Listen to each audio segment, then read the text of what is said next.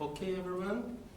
Now, Stefano Bondani, gravitational waves in synchronous gauges, theory and experiment. Thank you. First of all, let me thank Naja and the organizer.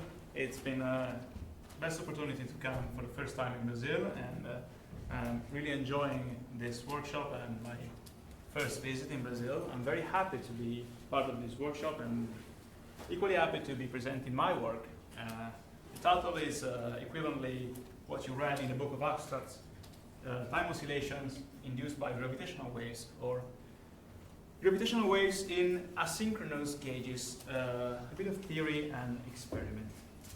I will be mostly referring to this paper, as you can find with a similar title on the archive, and I will anticipate something about the follow-up paper, which delves into the more experimental side of the problem I'm going to present. So this is not, I reckon, a gravitational wave community, so I will not go into the extremely details of the theory.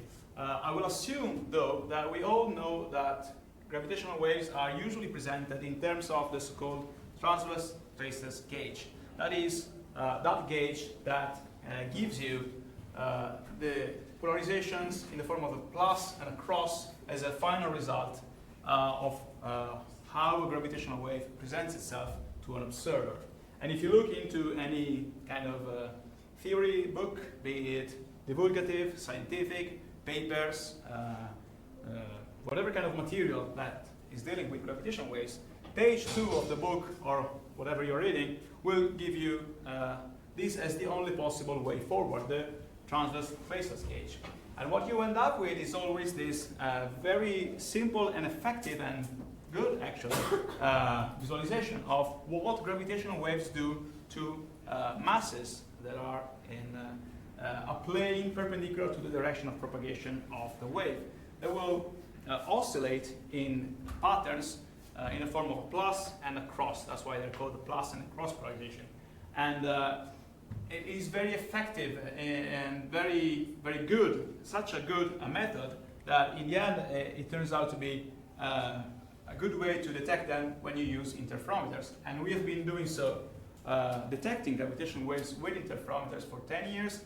We will do so again with LISA, with a space-based interferometer that is going to go into space. And the people who built interferometers knew from the beginning what they were going to get. We want to measure the length between 2 points as precisely as possible, because we know that the gravitational wave, as we derive it from the TT gauge, tells us that space is going to oscillate in these patterns, the plus and the cross.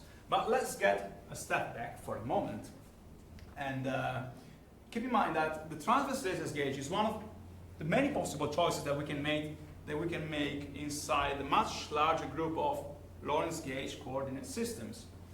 And so when you have your 4x4 polarization matrix out of which you want to extract the independent components, usually, exactly, you apply the Lorentz gauge, that is equation 1 or equivalently equation 2, and straight away you're told to apply the TT gauge.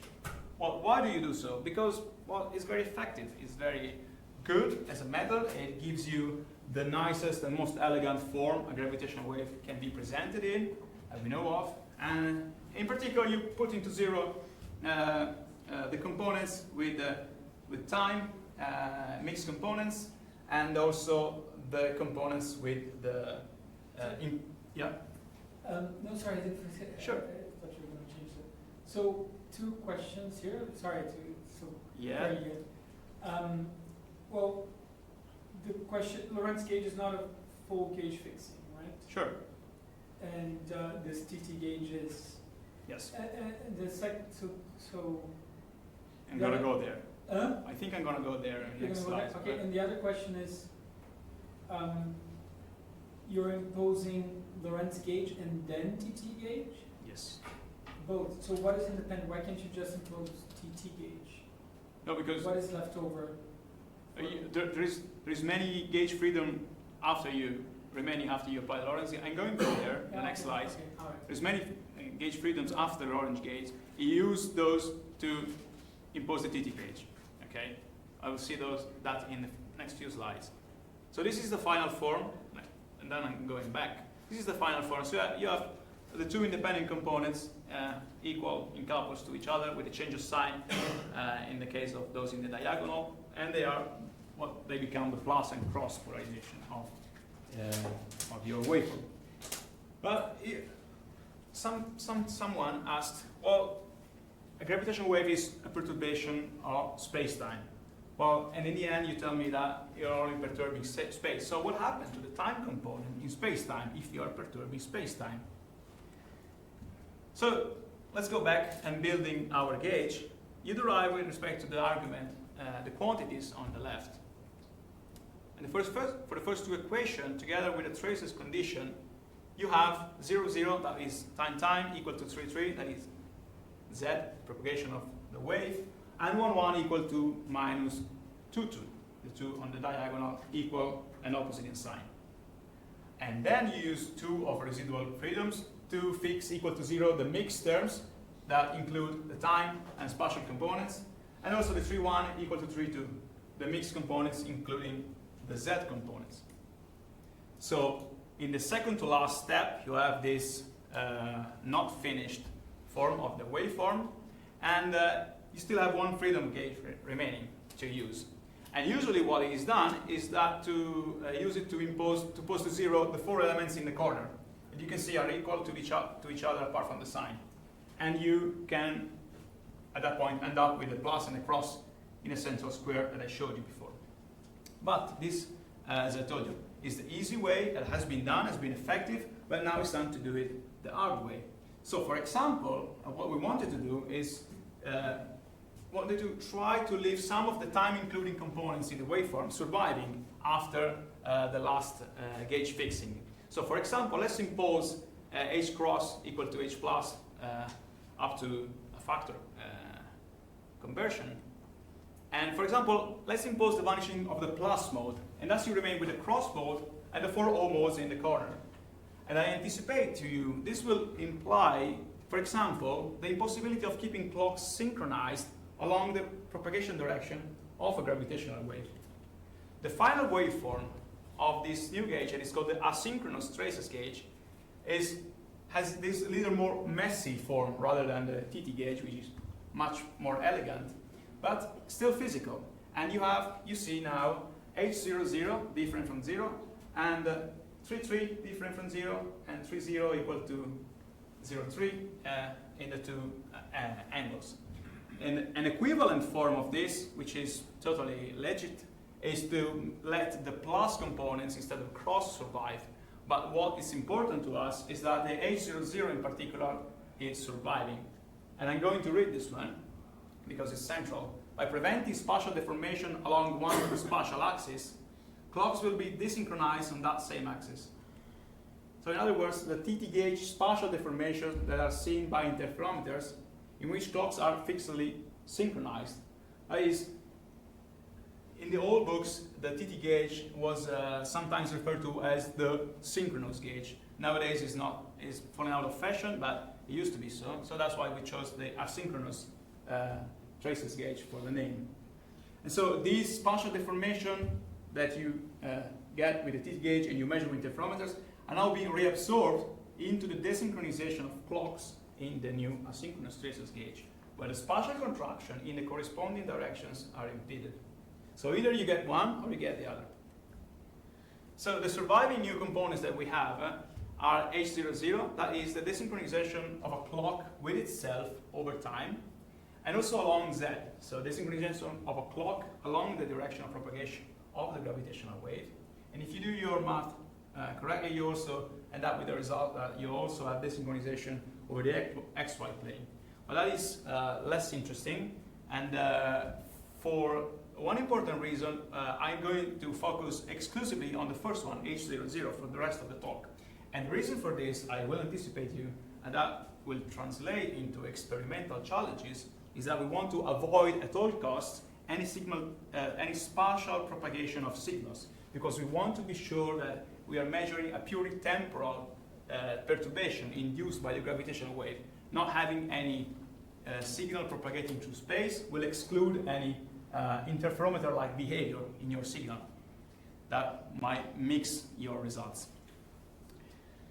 So usually we have been used to talk about the strain measured by interferometers in terms of delta L over L. Now we are equivalently thinking in terms of a delta T over T. And let's talk numbers a bit. A reference for this strain will be the best sensitivity that LIGO, Virgo, Kagura are achieving nowadays. That is around the 10 to the minus 23. And some of the loudest events that LIGO has been able to measure that were some 10 to the minus 18 in strain. We will want to observe a temporal strain, hopefully in this range. And I will take for the rest of the talk a reference target of 10 to the minus 21 and see what can we do nowadays to observe that. So if you haven't paid attention until now and you plan not to pay attention for the rest of the talk, please pay attention just to the next couple of slides. What I expect is that during the positive strains of the gravitational wave, I will have some kind of time dilation, time units taking a little bit longer to elapse, and during the negative strains, a bit of time contraction, time taking a little bit shorter to elapse. If you prefer to see things in pictures, this is an adaptation of the first publication, or the first detection of gravitational wave, I should say. And during the blue areas, I expect time to flow a little bit slower than usual, and during the orange areas, time flowing a little bit faster. And you have the maximum rate of deceleration at the crest, and the maximum rate of acceleration at the throat of each half period. As you can probably anticipate, this effect, if the amplitude is constant, cancels out after each full period, because you accelerate and decelerate of the same amount, and after a period you are fully back at your base. Your clock has resynchronized with itself. So this desynchronization, yes, it happens, but it catches back at each period if amplitude is constant. If the amplitude is not constant, as it is in the final phase of a merger, like it is in this picture, you have some residuals, yes, that will persist after the event has finished.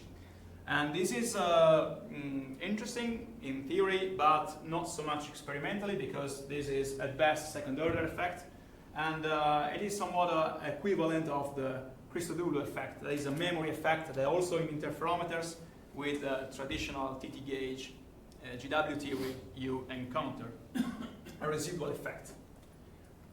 Let's talk number against. So I'm interested in looking how long can a gravitational wave of the same sign, so a half period, can endure, over which I have a maximum amount of perturbation of time of the same sign before cancelling it out with a strain of the opposite sign. So if I'm looking at event in the LIGO Virgo Kagura band, or LVK from now on, that is the highest frequency events that we are now observing, and the only gravitational wave that we are observing today. These are stellar mass black holes that merge between each other, and usually at the peak of sensitivity of the interferometers in LIGO, this half period is over in a matter of 10 to the minus 2 seconds. So since the gravitational wave event enters the signal to noise ratio threshold and it is over, it is only a matter of a few seconds. That is why they call it a chirp, because it's over in a matter of very quick time. On the other hand, if you look at supermassive black hole binaries or gravitational waves in the millihertz or centihertz frequency band, that is the kind of gravitational waves that Lisa will look at in 10 to 20 years time, this half period is over in a matter of 10 to 100 seconds. And if you put yourself in the middle, right at around 1 Hz frequency, this half period is over, of course, in about 1 second or so. I have labeled this one the intermediate mass black hole binary band, because that would be the kind of frequency band that you would obtain if objects like intermediate mass black holes, that is black holes with masses between 10 to the 3 to 10 to the 4, existed in the first place, and then were part of binaries in the second place, and merged in the third place. They would emit this kind of gravitational radiation. We don't even know if they exist, but if they do, and they are in binaries, and they should emit gravitational waves in the hertz to decahertz frequency. So I want to measure this temporal strain, a delta t over t. If I want to have 10 to the minus 21 as a reference target, as I told you, and the duration, the t in the denominator, is 10 to the minus 2, 10 to the 1, or 1 second, depending on the frequency I'm looking at, the resolution, the precision of my clock that I need to possess in order to measure a strain the order of 10 to the minus 21 will need to be the order of 10 to the minus 23 seconds, 10 to the minus 19, 10 to the minus 21 seconds, respectively, depending on the frequency I'm looking at. Of course, better precision than these, all the better. Worse precision, I cannot do the measurement. If you're completely unfamiliar with what I've been saying till now, this is just a picture by Isa telling you the gravitational wave landscape in terms of events, kind of instruments devoted to each frequency, and the kind of objects that are producing them. So I have been talking about the left part of this picture. The highest frequency are on the left, and the lowest frequencies are on the right. And the intermediate mass black hole binaries frequency band that is not currently observed by anything or not even planned, at least in this picture, is around the 1 second mark, in the middle between ground-based and space-based experiments. I will not deal with the frequencies or equivalently the wavelength on the right of this picture for a strictly experimental reason that will become clear in a couple of minutes. So from now on, I will only concentrate from LISA frequencies and up to the highest frequency events. So to restate these things again, maybe I haven't explained myself clearly enough. During a same sign strain of a gravitational wave, I will keep adding up and up and up a rate of deceleration, in this case, because I am positive, of a clock. And I will reach the instant of maximum deceleration at the moment of the crest. But I will keep adding up and up and up more deceleration of my clock.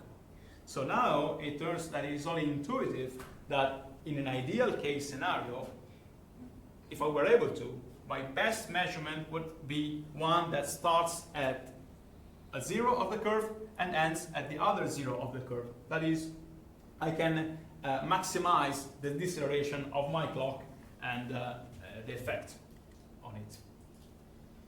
If you've paid attention until now, you should be asking now, how am I going to be able to measure this? Because even if it's true that a clock is going to be perturbed by the gravitational wave, slowing down and accelerating back up, and doing so in phase with the wave, even my own clock, which I take as a reference to compare with the other one, will be equally perturbed. So there is no way, even if the effect is present, to observe the phenomenon. So the need and the challenge of all of this program is to be able to achieve some kind of non-locality between the observable and the observer. And the trivial kind of non-locality will be to put the two very far away in space. I put one clock here and one over there and hope that one of them is hit by the gravitational wave while the other isn't. But that introduces, as I anticipated you before, a signal propagation at a certain point because the two clocks need to communicate. And in the signal propagation is that I want to avoid, because I don't want gravitational wave maybe interfering with the signal in that moment. And therefore I do not know if the gravitational wave perturbed time the moment the signal was produced, or perturbed space in the period that the signal was transmitted to me. So allow me to talk in terms of time non-locality. I don't know if it is the same kind of time non-locality that was mentioned in the other talks. In my definition of time non-locality, that is, I want to observe my observable after it has been produced. But in the meanwhile, I have somehow managed to freeze it, to lock it in position, to not lose the information contained therein. I'll try to state this again because before going into the picture, I want to get more a bit precise. I want to produce a very periodic of well-known interval signal. I want to preserve it inside a compact, ideally point-like device, and doing so for as long as is possible. Hope that a gravitational wave then perturbs the flowing of time while I'm producing this periodic signal with very well-known precision. And then, after I, as an omniscient being, know, this is a Gedanken experiment, of course, but keep with me. I know that the gravitational wave has left the system, then I look at my periodic signal, and I observe, hopefully, maybe, a difference in the time of arrival of the photons when compared with that with which they were produced, that I know. And in that case, the only possible explanation is that the flowing of time has changed during the production of these photons, and then that is only because a gravitational wave has perturbed the flowing of time. See this in pictures, a small device, this producing photons, and is memorizing them inside of itself for as long as is possible, at least a few seconds, possibly a few minutes, and afterwards they are spitting out these photons separated by tau intervals towards a detector that is looking at the time of arrival. At t equals 0, a gravitational wave has yet to enter the system. Now the gravitational wave is perturbing the flowing of time over the device, but now the photons that are coming out are the old ones that were produced some times ago. And after the gravitational wave has left the system, I look at my photons, look at their interval, observe a difference compared to the unperturbed condition, and I have, hopefully, a detection. You can expand this concept in 2 dimensions because you want to pinpoint sky localization of your source, and also you can expand this concept in 3 dimensions with all different emitters pointing towards a common detector. They're all doing the same thing, and this only helps you to do astrophysics with it. So the pipeline in the end looks something like this. I will repeat it because, well, it's worth it. I want to produce a periodic signal under the influence of a gravitational wave. We'll add now that if it is possible, it only helps to slow down light, because to preserve it, slowing down light, it always helps, and it's only beneficial to do so in the pipeline of an ideal experiment, but it's not crucial to the essence of it. Then I want to preserve it for as long as it is possible. Why do I want to preserve it? Because I want the gravitational wave event to end. So this is the main challenge that I've been talking about. For LIGO events, so events in a kilohertz that are over in a matter of a few seconds, I want to preserve this signal inside my little device for as long as at least a few seconds. For a LISA event, on the contrary, I want to preserve this signal for as long as hours even, or even more. And this becomes very challenging very quickly, because currently the technology employed in experiments in terms of information preservation can tell you that you can be lossless for up to several seconds or maybe a minute or so. Not much more than that. While in terms of producing the signal with good enough precision and counting your single photons and registering their time of arrival, we can do probably good enough already. So in the last couple of minutes, let me restate what I just said. There are many different fields of science that are dealing with the single steps in this pipeline that I just presented to you in their own subfield, in their own field of physics. They are doing their own science. And our claim here is that differently from what happened with LIGO, with which they had to, well, yes, laser existed, of course, and mirrors were a thing for a couple of millennia, but LIGO had to be designed from scratch. In our case, we are trying, at least at this level, to see how many of the steps are already covered by other fields of physics, and can we put them together and have at hand a ready-to-go gravitational wave detector looking at the time perturbations of gravitational waves. We can do surely very good with atomic clocks, but even more so with the concept, at least, of nuclear clocks. Nuclear clocks, do a very similar thing that what atomic clocks do, only with less perturbation, because they ionize the thing and they work only with nuclei. And some experiments from a couple of years ago were able to measure a delay in time between two signals with a precision of 1 zeptosecond, that is 10 to the minus 21 seconds. That is full gravitational wave territory. So we are just entering now the era in which we are measuring time with a precision good enough for gravitational wave detection. Again, this is the central block of the pipeline, and I've written just an example of what kind of technology we can hypothesize to use to cover the single steps, but these are not at all the final answer. Actually, maybe there are even better ones that we are covering in our current work. If you want to slow down light, well, the Chinese apparently, I don't remember if it was last year or a couple of years ago, they were able to slow it down by a factor 10 to the 4, which is very promising and very helpful if it were applicable, which we have not yet determined if it is applicable or not to our endeavor, but slowing down light with a factor 10 to the 4 or even more possibly will help us dramatically. More importantly, the preservation of information is the crucial aspect, as I told you, because you need to wait for the entire gravitational wave event to leave the system, so you're back in Minkowski space-time to observe your signal. Of course, I repeat, this is all zero level, Gedanken experiment, toy level, but let's assume that you actually end up in Minkowski space-time after a gravitational wave leaves your system. And so, as I told you, a LIGO event is over in a matter of seconds, a LISA event is over in a matter of hours. For how long can I preserve my signal inside my device before looking at it in unperturbed conditions? As I anticipated you, there are, this is a very active field currently, so every month that goes on, we have to update our findings because someone may manage to do a little bit better than the others did before them. And my take home is that it appears that we can do good enough to do at least several seconds, let's say between 30 seconds and 1 minute or so. And finally, you want to measure the arrival time of your single photons that are acting as a ticking of your clock.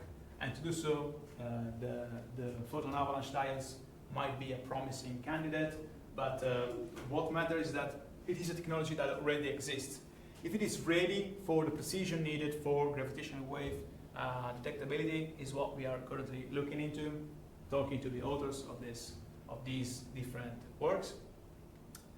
But as of now, if you put all the information available together and you put them on scale, you find out that the best optimum point between the time and resolution capabilities that we nowadays have and the length in time of information preservation, for how long can I preserve my information, end up telling you that the best starting point, if we had to start now, if we had to start today measuring gravitational waves with this technique, would be around the 1 Hz frequency band. That is the intermediate mass black hole binary bands, which of course presents advantages. We would be the first to do so, and disadvantages because we wouldn't have interferometers to compare our results with. So plus and cons. The SIGO is a proposed gravitational wave interferometer that will look at exactly this frequency range. So hopefully we will be ready when they will be ready, and we can compare our findings and see if it works in fact. But more importantly, this system, once you overcome the challenge of preserving the information for long enough periods of time, could help measuring long wavelength gravitational waves even from Earth, which cannot do with interferometers because of noise, of course, but also because the length of the arms is prohibitive to do so. You need 1 million kilometers in length of the interferometer arms. As you can imagine, the road ahead of this project is as long as it is to walk until the edge of the universe, but we're just starting and it's very exciting.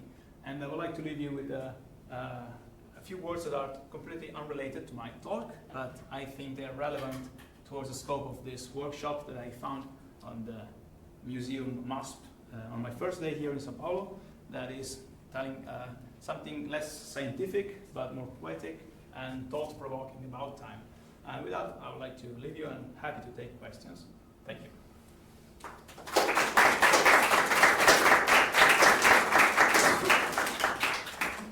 Questions? Hi,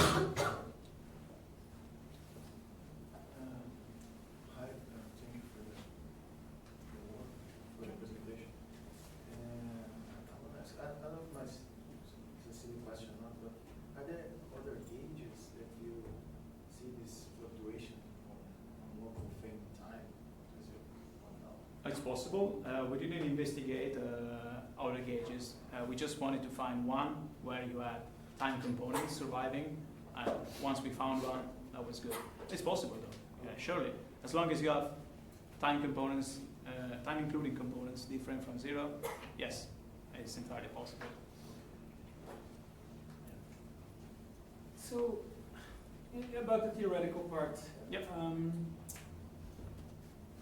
I'm a little confused about the gauge thing, because at least in relation to the waveforms, because I might have misunderstood, but I thought one of the great advances of the 2000s was based on Pretorius' work, where he found very particular gauges in which you were able to do numerical work, because before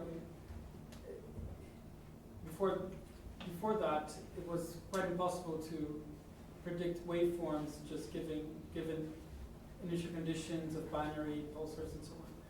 So the way that I understood at least harmonic gauge and this other TT gauge is that in vacuum, it's very useful to prove the existence of gravitational waves in the linearized regime, but it's not the actual gauge that is used in numerical computations mostly, because it's a mixture, it's a more complicated thing. They have several names, Max, CMC, blah blah blah. Yep. And I'm wondering here how that fits into your scheme. Are you, when you're talking about the waveforms, how is it that you're going to compare solutions to the waveforms? Do you have a sort of prescription? Because as far as I understand, the numerical computations, as I said, requires very specific, different gauges, complicated gauges that uses different, it uses different gauges at different regimes actually. Oh yeah, we're not yet at that point, surely. Your question was, how would I follow that kind of direction? Yeah, or whether you're just thinking of this gauge as something,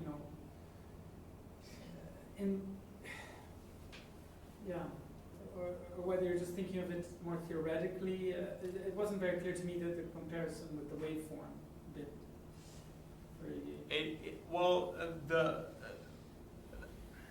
The thing about the gauge is that if I presented my talk as it was intended from the experimental side on, one would ask, well, where does this time perturbation comes from? So that's just a justification to say, well, you just can't change the gauge. These are all metric perturbation.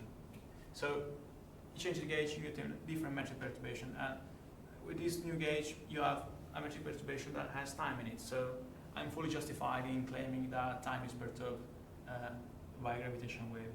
Now, if you're asking how do I build a waveform from there, we were totally not at that point yet. Okay. We need a lot more time to do that, yeah, surely. All right.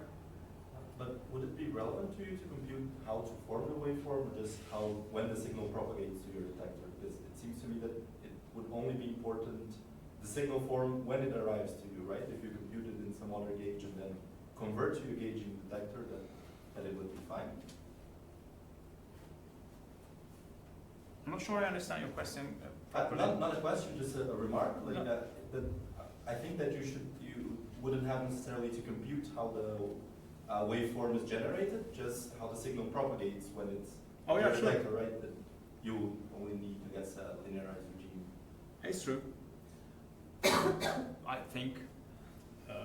But the waveform refers to how the signal arrives, right? Already.